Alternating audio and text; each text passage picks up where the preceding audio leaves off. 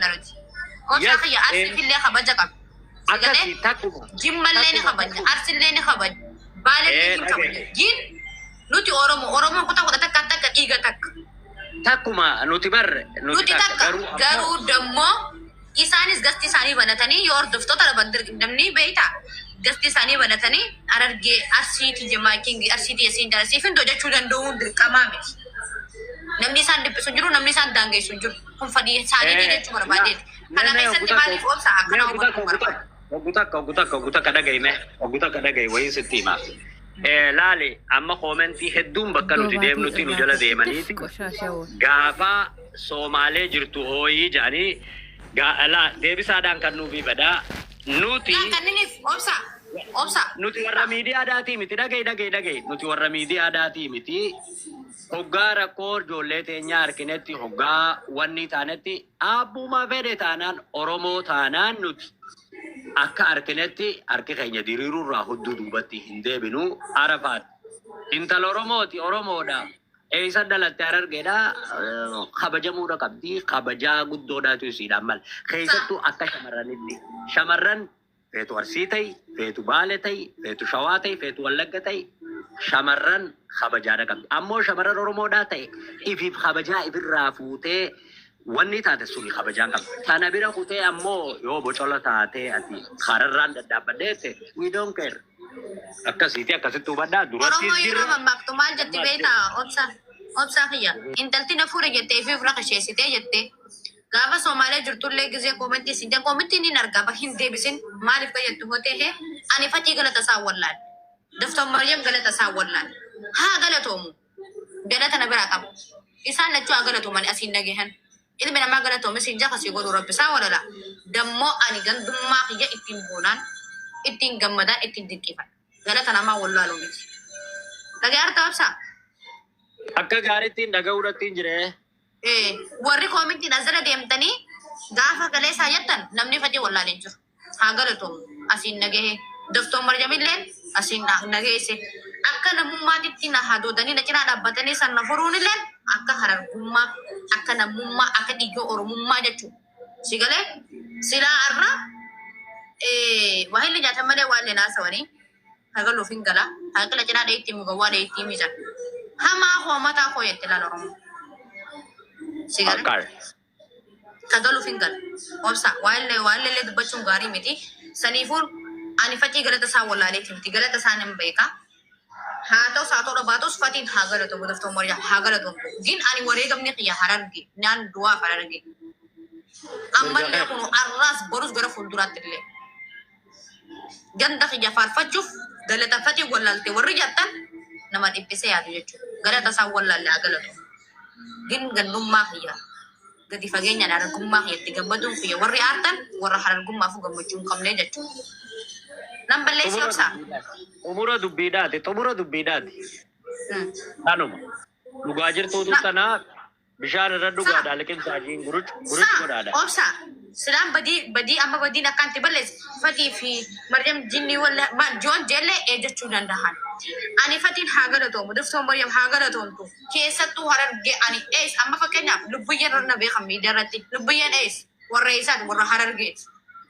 Lal namni fi hamaan qabu harree afaan namaa qabu hamaan fi isaa jiraatu gaafa takku gaafa si fayyadu si galee hamaatu malee gaafni inni si fayyadu hin dhufa si galee nuti ofirratti wallaalee nuti if gotee nuti miila namaa if godhee abbaan if tuffachiisu mucha lamaa reenga'u jette Oromoo si galee saniifuu abbaan if fudhee of hin damdamu nutuutu if godhee tammaan duraa namni wallaalummaan guruu danda'a beekumsaan godhuu danda'a dhiifama hojii rabbiin namaaf irra taraa anillee gugummaa kiyya malee duraanillee ani Harargee ol bahee miidiyaa rabbeen qarqaraa jee Harargee dhabaan irraa daballee qabu warri kaleessa jettanillee akka tasaatitti wanti kun dhufe malee Harargee tiyya qarqaraa jee ol bahee taniin irraa dabeen qabu warri kas jettanillee wanti hubachuu qabdu wanti guddaan sanii galee silaan miidiyaa irratti ol bahee Harargee tiyya nin dabeen qarqaraa jee Harargeen itti jalla jettee arra bayyanattee illee dubbadda miidiyaa kanarra eegaan ol bahee takka Harargee qarqaraa jenne saba koolamee hono gargaaraa jee hin wanti guddaa wanti beeku qabda saniifuu waan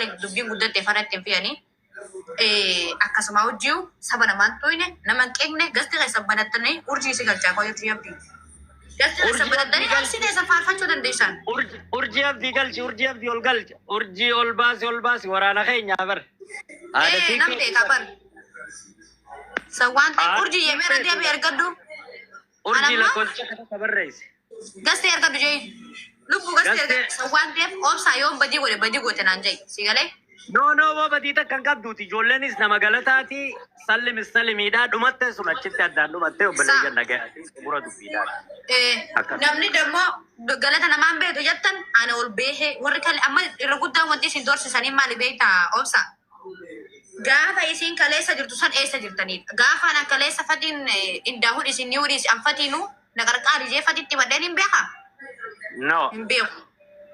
Akkuma tabaatitti, akkuma qishnaatitti, akkuma qoosnootitti rabbiin ilmi namaa sababa Duubaay dhuftaa rabbumaa gaafa nan dadaddu keessa fayyaa ijoolleen na guduunfee waliin na uumee jechuudha. Si galee?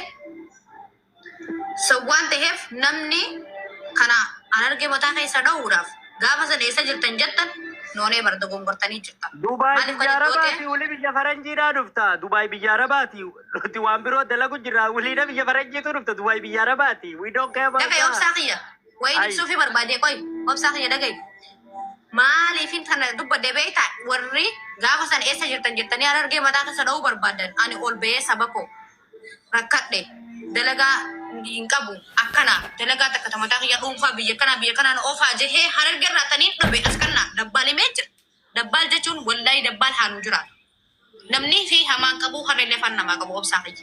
Wallahi hanga feetan Oromoon takka jaha.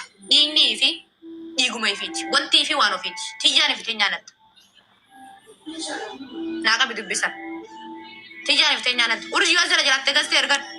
Doktor Kheeriyaanis as jala jirti, urjiinis as jala jirti ol galchi. Me Daftor Keeriyaan tami me Daftor Keeriyaa mee tami gastee ergan Daftor Keeriyaa. Tukaddu Doktor Kheeriyaa ona asii na galchi jettee. War nama kumaa fi 500 kun gastuma ergata Daftor Keeriyaadha. Mooditara manaan qabu mooditara qabaatte daahanni kunoo galte. Galchee Daftor Keeriyaa galchee urjii gastee ergaddu. Urjii abdii ergaddu. Gastee ergaddu urjii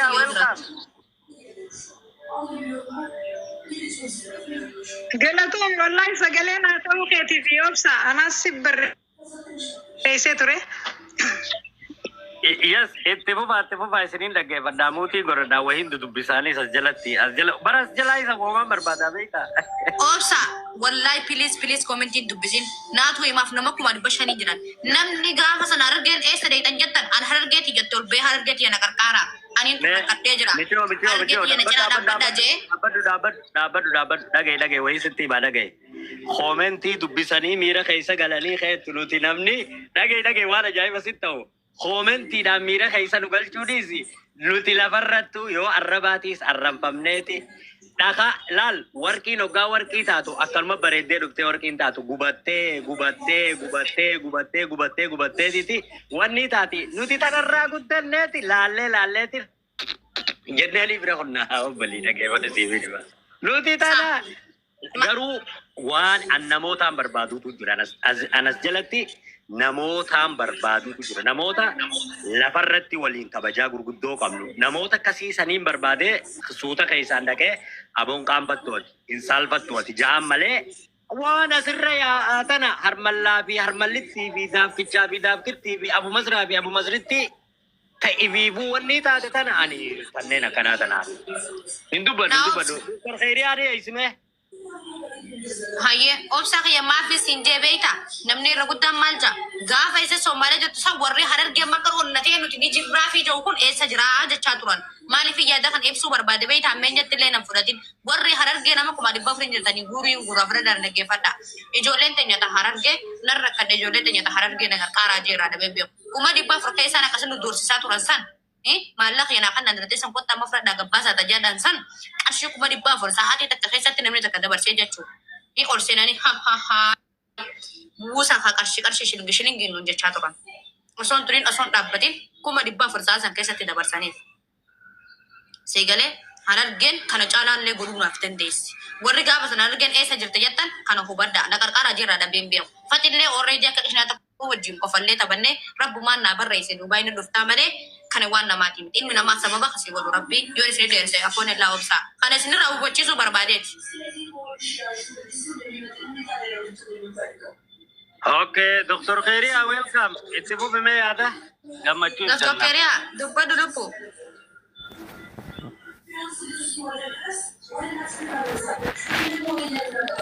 Sabakaa isin na fakkaata.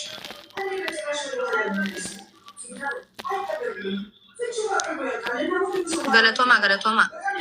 Dr. Keria ya dubbadu. Okay, sagaleen tiyya barra wanni diimaa garsiisaa amma ni jira. Ni jira lubbu akka ni jira. Warreen akka Jirti sagaleen tiyya. Faro galatoma. Wanni nan jechuu barbaadu Arafaat wayin siidhaamuudhaa ol seene dhaggeeffadhu. Wayin siidhaamuudhaa ol seene akka obboleettii takkaatti. Ati komantii ni ilaalta taanaan komantiidhaan bira keessa ni galta taanaan ammas si dogongorsiisuu isaa komantii si dogongorsiisuu isaatirraa hin oolu jechuudha.